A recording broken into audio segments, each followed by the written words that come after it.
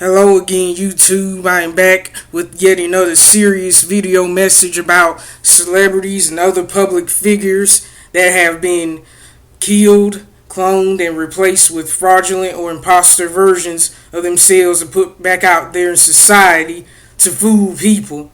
And today's subject is Spencer Jane Smith, or since I believe she was born a female, or Spencer James Smith V. And before I get down to this message, first things first, if you are not spiritual, then this message is not for you. If you think everything is a joke and a game, including people being murdered, cloned, and replaced, and having their souls snatched in the process, then this message is not for you. If you want to continue to follow, to quote Yahuwah's servant, sick Hollywood games and all of the lies and the deceit that surrounds these fake tranny clone celebrities, then this message is not for you. Now, moving on, somebody got on me, and of course the Lord has been dealing with me about this too. I've done teasers of all the Panic at the Disco members, except for I did teaser videos for all of the members Panic at the Disco, but I've only done video commentaries for only two of the members, which is Ryan Ross and Brendan Urie. Today's subject is Spencer Smith, and for quite some time now, I forgot to mention in the first video I did about Brendan, this girl that I talked to from Bosnia. Actually, I've heard the first conversation that we had about something being amiss about the banging, because we felt something was missing. It was actually back in October 2007, and then for a number of months we didn't speak, and we spoke again by the spring of '08. But our conversation goes, and I actually became a fan of the band shortly beforehand, and we both knew that something wasn't right. And somebody might ask, if you believe that Spencer Smith was replaced, then when was it exactly? In my honest opinion, I believe that Spencer Smith was murdered, cloned, and replaced back in, I would say it was sometime back during that the second leg of the tour for the band, or Nothing Rhymes with Circus tour. The Nothing Rhymes with Circus tour, which took place in the fall of 2006. After December of 2006, I didn't see the real Spencer Smith anymore. And I noticed that she looked different after that time. She looked slightly different, and I also noticed that was the reason that she wore the facial. They put the facial hair on her to hide the fact that it was a different person. When I would see pictures from the Pretty Odd period, especially, and shortly beforehand, I said, why would they put a mustache and a beard on such a feminine looking guy? Of course, I suspected that she was a female the whole time, but I didn't have enough proof to draw that conclusion that she was transgender. And right here, you're pretty much looking at a bearded woman, a bearded lady, like you see in those sideshow, like you see on one of Sideshow Freaks, on the Sideshow Circus or something. And right here, the differences couldn't be more obvious. Another reason why they added the facial hair is because, to hide the fact that it's a different person. And they not only did this with, Spencer, but with, other bands and stuff like the Beatles and Fall Out Boy and others. And right here, the differences couldn't be more obvious. Like, the neck is longer on the imposter and also a bit thicker. The teeth are a little too white, and they could be false teeth, because a lot of clones come out without teeth. The nose is a little bit smaller. Somebody said, well, it could be a nose job. No, I don't think so. And the eyebrows are also different. They're also a bit shorter. They're a bit longer on the original version, which is on the left. And the faces on the original version is more square and a little bit longer, and the face on the imposter is a bit rounder, and the cheekbones are less prominent, and the eyes are closer together and a bit smaller. And the skin also has, as is often the case with artificial life forms, the skin lacks color and stuff. and the moles don't appear to be in the same place, and the chin is also pointier on the original one, and there's more fat under the the jaw area, and the chin is rounder. And I really, if I'm being honest, I really would appreciate if to who it concerns, I wish you people would come up here and give me all these reasons about why Spencer or anyone else even is still alive. The original person, is obvious to me that they're long gone. And I personally believe with 100% assurance that the original version is in heaven. And because a friend, I've always God revealed that to me, but I was never really sure, and until a friend came along and said that it's not because she said it. Why she said that the Holy Spirit had given her confirmation, and I fully believe it now.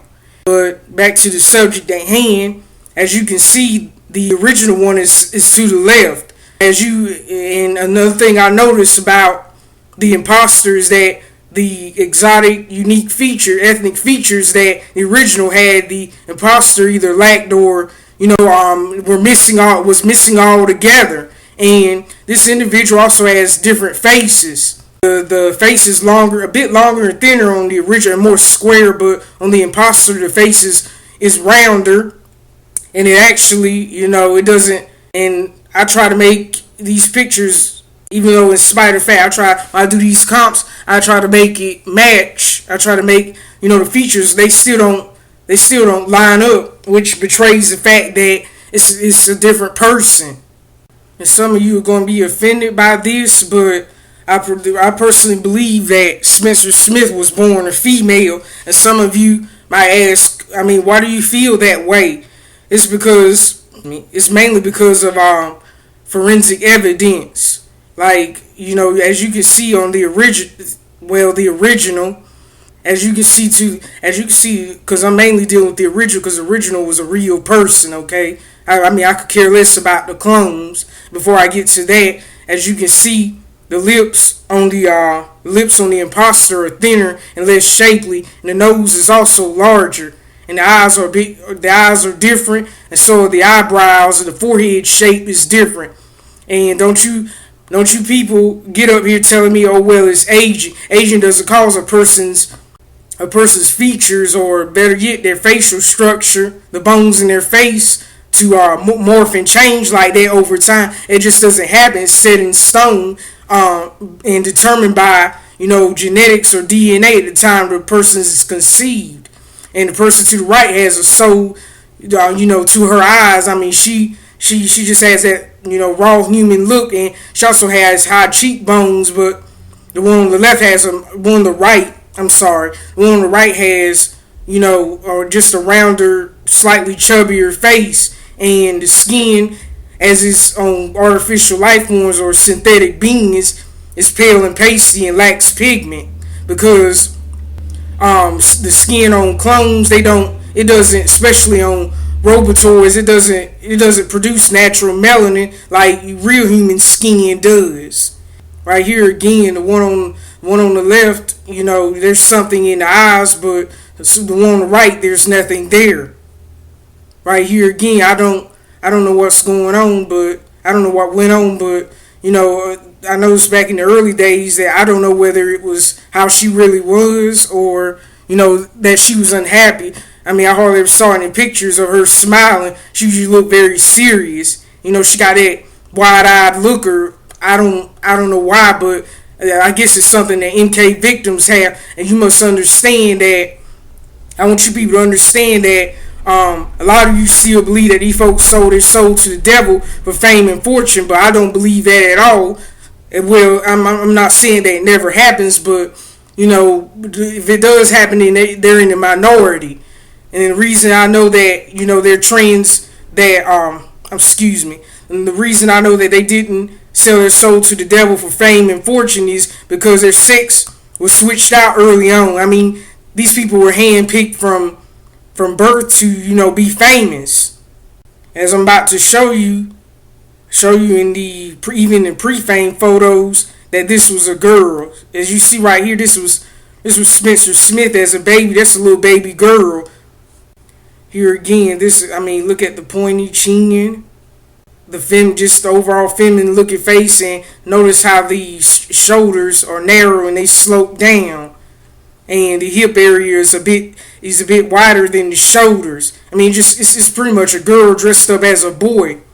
How can these people have sold their soul to the devil? Because it never struck me as true that this band sold their soul to the devil for fame and fortune, and I found out that it wasn't true. And once again, it's a girl that's dressed up as a boy with a butch haircut.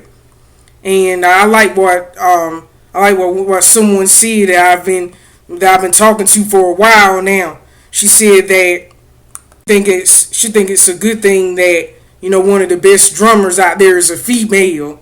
And I actually agree with her. I'm no feminist or anything, but I honestly, this individual's calling. Her calling, it fit her, it suited her very well to, play the drums. And like Andy Hurley, who's also a female and dead and cloned as well, I couldn't imagine them doing anything else, like right here. And Zach Hall was not only a female, but she was also the band's handler, and she was always hanging around all the time. And as you can see in this picture, she not only looks very feminine in the face, but look at the hips area, because ladies are going to naturally have hips and stuff.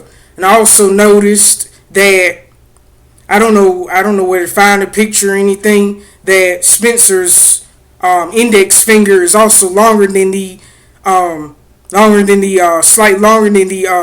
fourth finger or the ring finger, which is typically characteristic of females. I very rarely see this it's a bit of a myth, but I rarely see this characteristic on males. I did see it on Brendan Urie. He's not my subject today. His index finger is also longer than his fourth finger, and he's a hermaphrodite. But I have to get into that another time. See the hips, see the hourglass shape, and it's obvious that she's not wearing any panties. And one reason I know that Zach is a female is that her index finger is also slightly longer than the fourth finger. I'll have to prove that at another time since my time is running low. Be sure to favorite, like, and subscribe for my channel. Any questions or comments, don't hesitate to leave them. God bless.